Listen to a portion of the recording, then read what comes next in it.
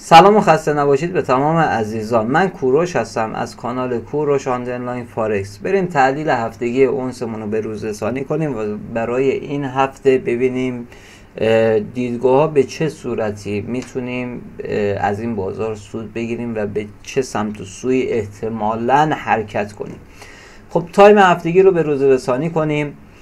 توضیحات به علاوه توضیحاتی که در کلیپ های قبل در کانال هست گفتیم موج بی معمولا 3 موجی میره و تک موجی نمیره توی این تایم. یعنی ما الگوی A رو زدیم، حالا B رو که میخوایم بزنیم یک AB مساوی با CD میتونه بزنه، یعنی بیاد از اینجا اومده بالا تا دامنه $2720، از اینجا وارد اصلاح شده تا دامنه $2607، حالا مجدد همین گام رو بخواد بره بالا تا این دامنه های $2761 میتونه بزنه. یکی به این صورت میتونه وارد اصلاح بشه و از این دامنه بریزه بیاد سمت موج C و موج C رو تکمیل کنه تو دامنه های $2386 تا $415. میتونه این دیدگاه رو داشته باشید. ولی یه دیدگاه دیگه هم هست، میتونیم بگیم اینجا موج بی ما تکمیل شده و دیگه بالای دیگه ای نداریم، مثلا اینجا مستقیم بریزه و موج سی رو تکمیل کنه تو دامنه 2415 تا $2472. فعلا در تایم هفتگی به این صورته و با برخورد به این دامنه یه برگشت خوبی رو داشته باشه.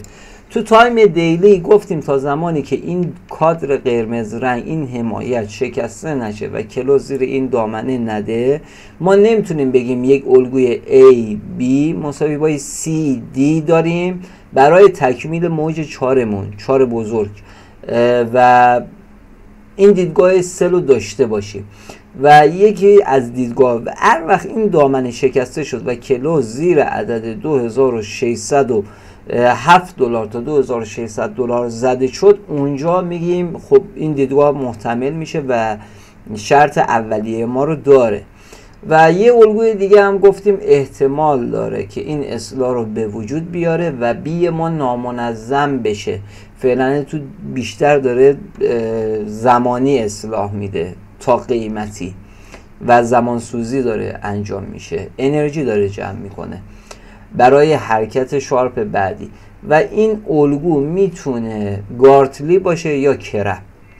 اگر بخواد کرب یا گارتلی باشه، این دامنه سبز از دامنه سبز رنگ تا این سبز و سبز کم رنگی روشنی که گذاشتم مثلا تا این سبز پررنگی که اینجا داریم، این دامنه باید حفظ بشه و از این دامنه برگرده به سمت بالا که این هدف گارتلی میشه $2735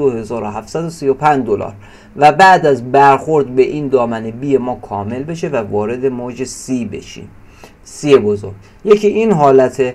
و اگر بخواد کرب بشه، یعنی الگوی هارمونیکش کرب در بیاد، این میتونه تا $2909 تا الی $2946 هم بریم بالا و این الگو میشه کرب. اینم تو تایم دیلی. اما حال حاضر و استراتژی های ورود با توجه به دیت استوکاستیکی که اینجا دارم میبینم و این مکدی منفی که اینجا داریم، من این چارت رو بیارم این طرف، این مکدی منفی که اینجا داریم دیگه من این هفته حتی به طور اسکالپ نمیخرم مگر ای که بیاد این سطح رو رد کنه. حالا یه سطح بخوام بگم اعداد بهتری داشته باشیم، بیاد توی این سطح. هفته گذشته این سطح سقف ما بوده، این دامنه عددی، حالا دقیقش رو بخوام بهتون بگم، $2656. سقف هفته گذشته $2656 بوده، کف هفته گذشته $2612 تا $13 بوده. این دوتا دامنه های مهم ماست. نتونستیم تایم 4 ساعته از این دوتا دامنه رنج خارج بشیم و اسکالپر بین این دوتا دامنه سقفشو میفروشه، کفشو میخره. ولی ترجیحاً این هفته من سعی میکنم از فروش به خرید برم، حتی توی اسکالپ. حتی اسکلپ که حالا بهتون نشون میدم تو تایم پایین یک الگویی داریم که یک بالایی خوبی میده، من خرید نمیزنم، سعی میکنم فروش بخرید پوزیشنم باشه، چون قیمت به شدت فشرده شده و گام قبلم ایمپالسم ریزشی بوده و انتظار دارم این ادامه دهنده روند بشه و یک گام ایمپالس ریزشی بهم بده.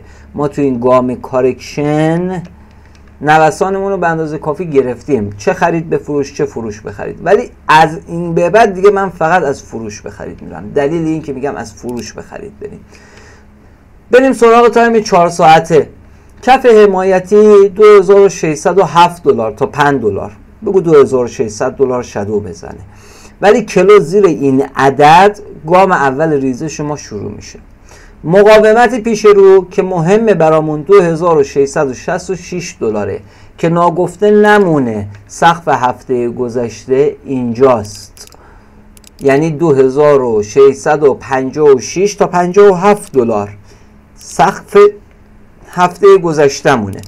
خب بین این دوتا دامنه رنجیم و یک الگوی مثلث رو داریم میزنیم. حالا این مثلث اگه بخواد چرخش روند بهمون بده که باید تریگر سقف و اگه بخواد این تریگر داینامیک رو بشکنه، میتونه به اندازه این الگو حداقل حرکت کنه، عرض الگو حرکت کنه و واسه این عرض الگو بخواد حرکت کنه باید تکمیل موج کنه. یعنی چی؟ یعنی باید 5 موجش رو کامل کنه. دقیقا میشه سقف کانال اگه بخواد بشکنه از اینجا زمان سوزی کنه، خودشو برسونه به اینجا، حالا یه مقدار بالاتر یا پایین تر میتونه بشکنه و این حرکت رو بزنه. ولی اگر با توجه به تجربه و نوع الگویی که هست، این که میگم زمان سوزی کنی، اول اینو من بگیم موج A B C برخوردش ما کار داریم، اینو کار نداریم، این خودش یک 3 موجی میشه. AB مساوی با CD میشه. CD رو بیاد اینجا بزنه، E رو اینجا بزنه، بعد بره اینجا تریگر بده، میتونی بخری باش بری بالا که بعید میدونم. اگر بخواد این الگو رو معکوس کنه که بخوایم از بالا به پایین بهش نگاه کنیم، توی این تایم دقت کنین من نتونستم اینجا رو بگیرم از اینجا وصلش کنم، ولی تو تایم 1 ساعت تونستم. پس توی این تایم میگم اینجا A B C ندارم هنوز، C D تایم زمانسوزی به شدت میره بالا.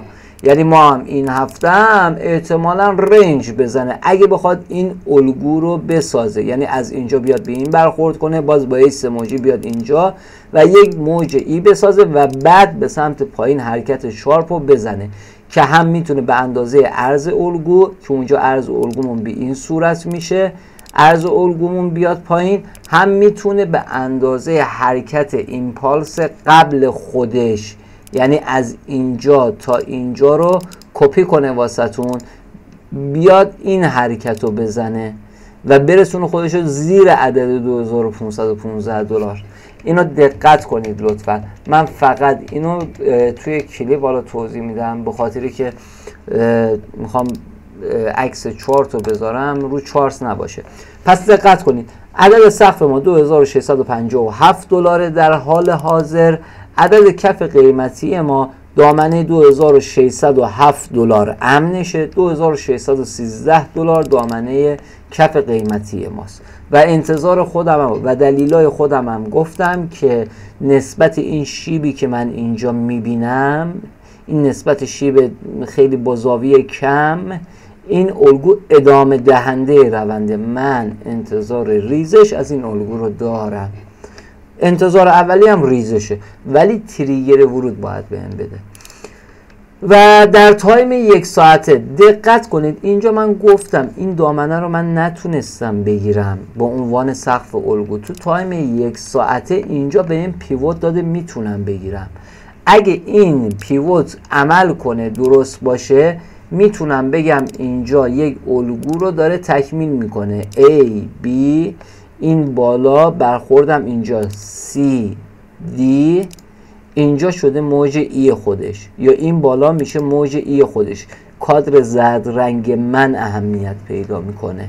شادو رو برسونه به آبی، ولی بالای این زرد رنگ اگر کلوز بده، این خط زرد من کلوز بده، این مقاومت داینامیک من کلوز بده، پرتش میکنه قیمت رو بالا. اگه زیر این خط آبی کلوز بده، پرتش میکنه پایین. قانون این الگو به این صورته. پس دقت کنین، کشیدگی الگو انرژی که داره جمع میکنه به شدت بالاست و به زودی یک حرکت ایمپالس پرقدرت رو توی اونس تجربه میکنید. و حتی این الگویی که اینجا کشیدم برخوردش رو تکمیل کرده، تمام الگوها معمولاً 5 موجی هستند. اگه بخوایم بگیم این برخوردها رو تکمیل کرده، منتظر ریزش باید باشیم، ولی ما روند رو پیشخور نمی کنیم. با این شادویی که اینجا زده، در عین خبر رو برگشته بالا سر جاش و داره نرم نرم میاد پایین. پس نتیجتاً بین دو تا عدد طلایی ما داریم در جا نوسان میزنیم که اسکالپر بین این دو تا عدد 2613 تا 2607 دلار کف، 2657 تا 2666 سقف داره در جا نوسانش رو میگیره و این تبدیل الگو احتمال داره به پرچم یا هر چیز دیگه تبدیل بشه. یعنی من اینجا بیام این مقاومت رو تشکیل بدم، باز دوباره بره بخوره این بالا، باز بیاد پایین. یه دامنه رنجیه.